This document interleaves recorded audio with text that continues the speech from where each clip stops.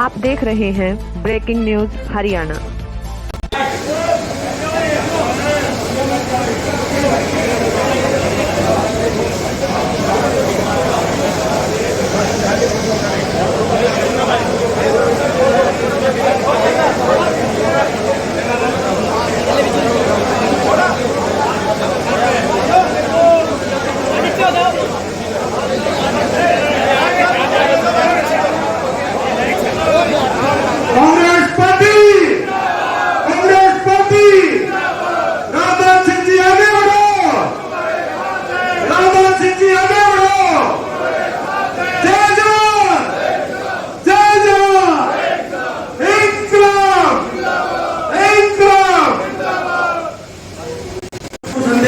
काम करें। साथियों में फिर कह रहा हूं, व्यवस्था बनाए।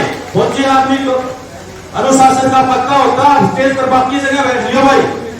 आदरणीय रामदास सिंह जी,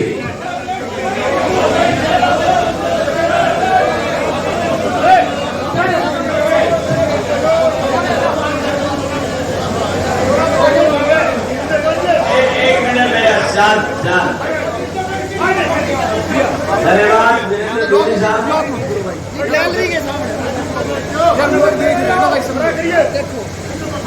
परम सम्मानित आज के हमारे यहाँ एक्स सर्विसमैन संगठन की तरफ से आयोजित इस सभा के अंदर पधारे हुए आदरणीय हमारे बड़े भाई मेजर बिशप कल्याण जी, उन मेजर जनरल बिशप कल्याण जी और उनके साथ उनकी टीम के सभी सम्मानित सदस्यगण, कर्नल चिल्लर और उनके सभी साथीगण और यहाँ पर पूरे पार्लियामेंट से आए हुए सभी एक्स सर्विसमैन भाइयों, नौजवान साथियों, प्यारे दोस्तों और पत्रकार बंधु, सर्वप्रथम तो मैं जनरल साहब को और आप सबको धन्यवाद देता हूँ कि आप सब लोगों ने इस बात के महत्व को समझा।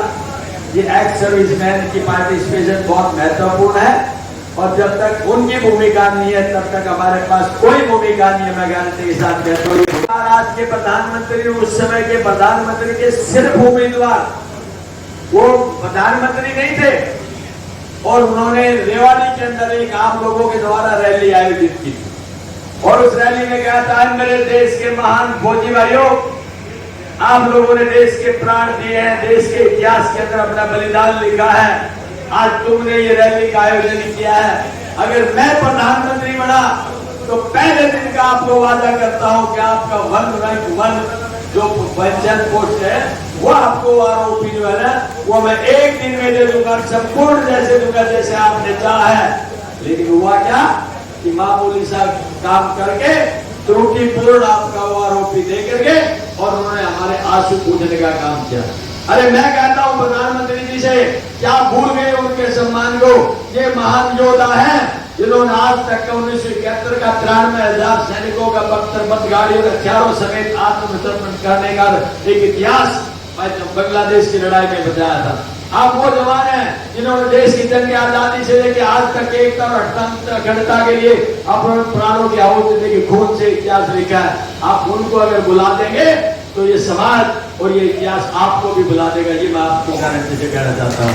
दोस्तों, हमारे हर घर में पहले ये होता था, एक भाई किसानी का काम करता है, एक जवान चला जाता, लेकिन आज हुआ क्या, न किसान चुकी है न जवान चुकी है और हमारी हालात बद से बदतर कर दी।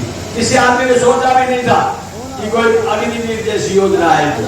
हम एक आशा करते हैं कि हमारा एक बच्चा फौज में जाएगा, कम से कम भी 25 से 30 साल तक शांतिपूर्ण तरीके से देश की रक्षा करेगा और फिर रिटायर होकर आ जाएगा तो यहाँ भी समाज सेवा के अंदर लगेगा और अगर काम आ गया देश के तो वो शहीद और उसके बच्चे शहीद के बच्चे कहलाएंगे। लेकिन इनको इस गरिमा का इल्म नहीं है। एक भाजपा का नेता खड़ा होकर नहीं कह सकता ये मेरा परिवार है जो देश की स्वतंत्रता सेनानी परिवार से जुड़ा हुआ है, ये मेरा परिवार है जो सैनिक परिवार से जुड़ा हुआ है जिसने शहादत दी है। जब हम विधानसभा और लोकसभा में ओबिचुरी रेफरेंस पढ़ते हैं, हमें खुशी होती है इस बात की कि आपके इलाके से 33% लोगों की शहादत उसके अंदर नजर आती है।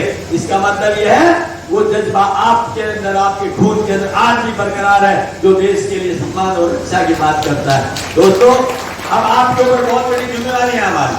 मैं हमेशा कहता हूँ अब 18 साल के बाद में 22 साल में जो बच्चा अग्निवीर से रिटायर हो जाएगा, उसका भविष्य क्या है? न तो उसका भूत है, न भविष्य है, न पेंशन है, न पेंशन के बाद की रिटायरमेंट की लाइफ। वो आदमी निराशा के अंदर क्या करेगा? या तो नशे में जाएगा, या अपराध में जाएगा, या फिर सुसाइड कर जाएगा। क्या यही अच्छे दिन है? क्या यही गेन है जो देश के सैनिकों को आप देना चाहते थे? इसलिए मैं कहता हूं कि इस प्रधानमंत्री जी और इस भाजपा सरकार ने एक तरह से मैं कहूं कि हमारे फौजी भाइयों का अनादर किया है। तो इसमें कोई अतिशयोक्ति नहीं है, जो चाहिए था हमें दिया नहीं। मैं आप चाहूंगा कि सारे फौजी भाइयों के साथ में, मुझे याद है वो बात जो भूपेंद्र सिंह हुड्डा जी आपके लिए बहुत सम्मान रखते हैं, और बहुत बार जब भी कभी बात आती है, जनरल साहब हमारे साथ रहते हैं, ये हमेशा सक्रिय भी रहते हैं, इनकी भूमिका बहुत सराहनीय रही है। और भाई मुझे याद है जब भारत जोड़ो यात्रा का कार्यक्रम चला हुआ था, तो राहुल जी की तरफ से विशेष एक आग्रह था कि हम जो है हुड्डा साहब और हम थे कि हुड्डा साहब जानते हैं हम उनसे फौजी भाइयों से मिलना चाहते हैं, उनके ऑर्गेनाइजेशन से मिलना चाहते हैं। और तब मेरे ख्याल से 7 या 8 जनरल और आप ऐसे बहुत सारे भाई, जब आपने फिरोजपुर झिरका के अंदर शुरुआत की थी, पहले दिन ही आपसे मुलाकात हुई थी, और फिर जनरल रोहित भी उस दिन साथ थे। आपने डिटेल में बैठ करके उनसे बात की कि आपकी क्या क्या समस्या है, क्या समाधान हो सकता है। राहुल गांधी जी वो नेता है जो हर आदमी के दिल की बात को समझते हैं, और फौज के लिए तो विशेष उनका एक सहयोग रहता है। मैं आपको विश्वास दिलाता हूं कि जिस दिन भगवान नेता आपका राज आएगा, और आएगा, जो हालात और परिस्थिति बनी है, वो निश्चित तौर पे आप देखना कि एक्स सर्विसमैन और आर्मी दोनों का सम्मान आसमान की तरफ पहुंच जाएगा। कभी आपको बिल्कुल नहीं।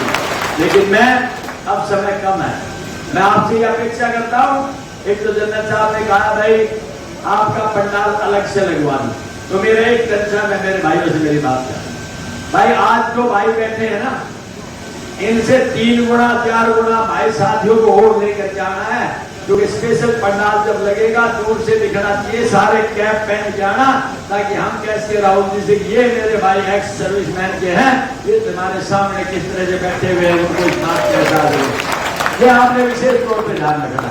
और भाई जो राहुल जी से जनरल साहब ने बात की है, हुड्डा साहब ने बात की है, मैं समझता हूं कि उसके बाद में बाकी कुछ बचेगा नहीं।